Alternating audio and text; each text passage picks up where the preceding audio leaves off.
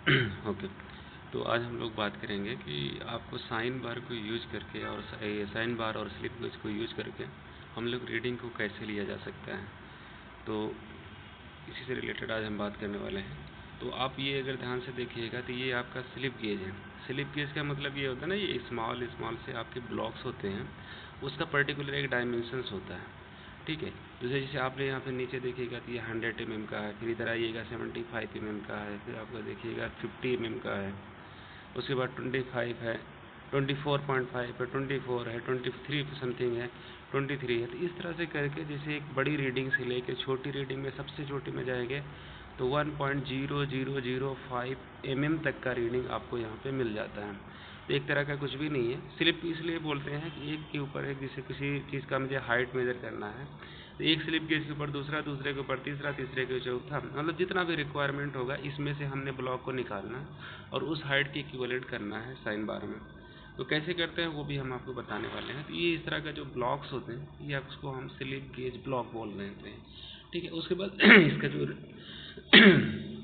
Range होता है वो भी हम आपको डिस्कस कर लेते हैं। तो ये हम एक स्टैंडर्ड के अकॉर्डिंग है जो गेज होता है। तो सबसे छोटा वाला जो होता है उसका क्वांटिटी 1 पीस होता है, जैसे 1.0005 mm।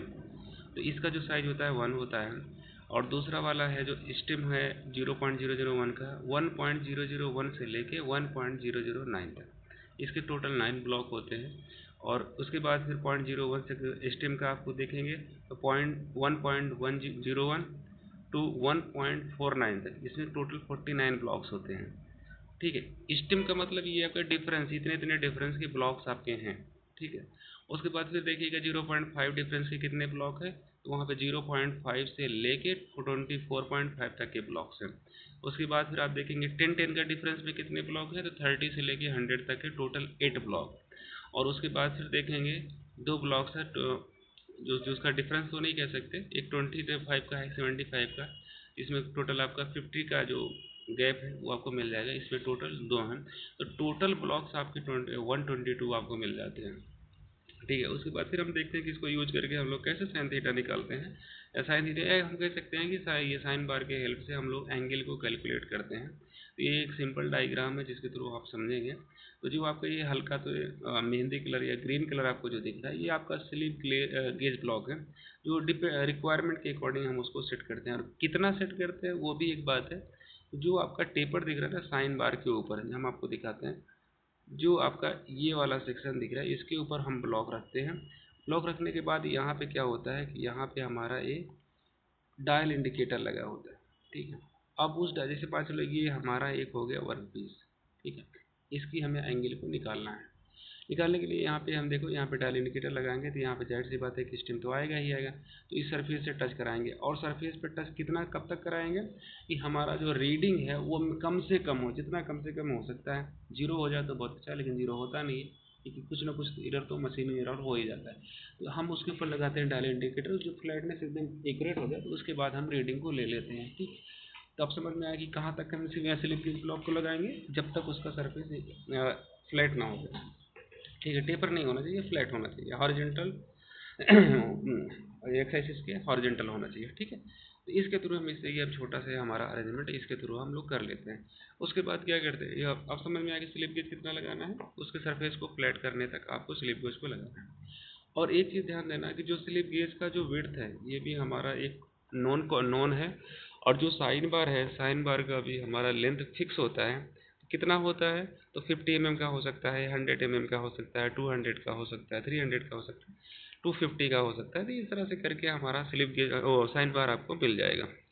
ठीक है। ये हमारा फिक्स होता है, किसी भी लैब में जब जाइएगा ना तो ये आपका फिक्स क्वांटिटी है। ठीक है। और सिर्फ एक तरफ स्लिप गेज है, स्लिप गेज की हाइट भी नोन है और साइन बार का लेंथ भी नोन है। तो उसके थ्रू हम देखेंगे ये हमारा रहा फार्मूला। इस फार्मूले के अकॉर्डिंग हम निकाल लेते हैं। एच क्या है, स्लिप गेज का हाइट। एल क्या है, एल क्या है, साइन बार का लेंथ। तो हमारा यहाँ से साइन थीटा निकालेंगे। अब बात आती है कि इसका इंपॉर्टेंस क्यों है, क्यों हम लोग निकालते हैं। तो होता क्या है कि जब किसी मैन्युफैक्चरिंग इंडस्ट्री में एक से ज़्यादा ही कंपोनेंट बनते हैं, कोई भी कंपोनेंट बनेगा तो एक से ज़्यादा ही बनेगा।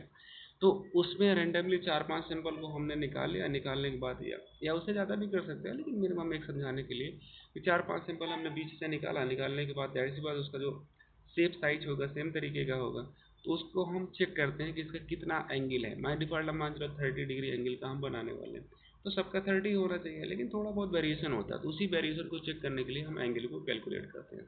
ठीक है, तो स्लिप गेज एक तरफ स्लिप गेज, दूसरी तरफ साइन बार, दोनों ही नॉन वैल्यू है, और ये किसी न किसी सरफेस के ऊपर रख के किया जाता है, इसीलिए ये सरफेस हमने यहाँ पे देखिए बनाया हुआ।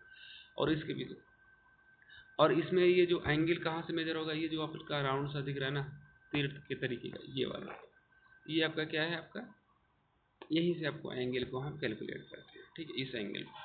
ठीक है, अब इम्पोर्टेंस आपको समझ में आ गया कि आपको एंगल कैलकुलेट करना है। ठीक है, तो एंगल कैलकुलेट करने के लिए किसी भी सरफेस का, तो जो आपका जो भी आपको कंपोनेंट दिया जाएगा उसको हम निकाल लेते हैं, कितना डिफरेंस आ रहा है एंगल के केस में, अगर चल रहा है तो एंगल में कितना डिफरेंस आ रहा है उसके थ्रू हम निकाल लेते हैं। और स्लिप गेज होता कितने तरीके का, देखो यहाँ पे इस तरीके का स्लिप गेज आप यूज कर सकते हो।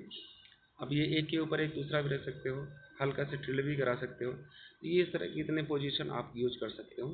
तो बेसिक फंडामेंटल यही है कि आपको एक तरफ स्लिप गेज रखना है, दूसरी तरफ आपका साइन बार रखना है, दोनों ही नॉन वैल्यू होते तो कोई दिक्कत नहीं आने वाली, आप इजीली कैलकुलेट कर सकते हो। ठीक है। उसके बाद बात आती है कि इसका एप्लीकेशन है।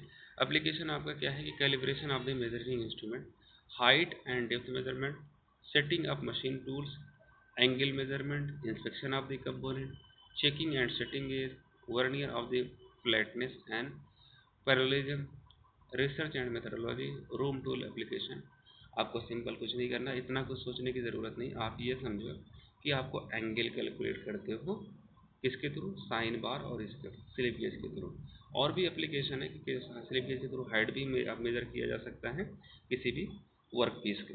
ठीक है, sine bar basically angle measure करने के टाइम पे यूज करता है, लेकिन अगर अकेले स्लिप गेज को यूज करना है तो उसके थ्रू हम हाइट को भी मेजर किया जा सकता है। ठीक है, थैंक यू।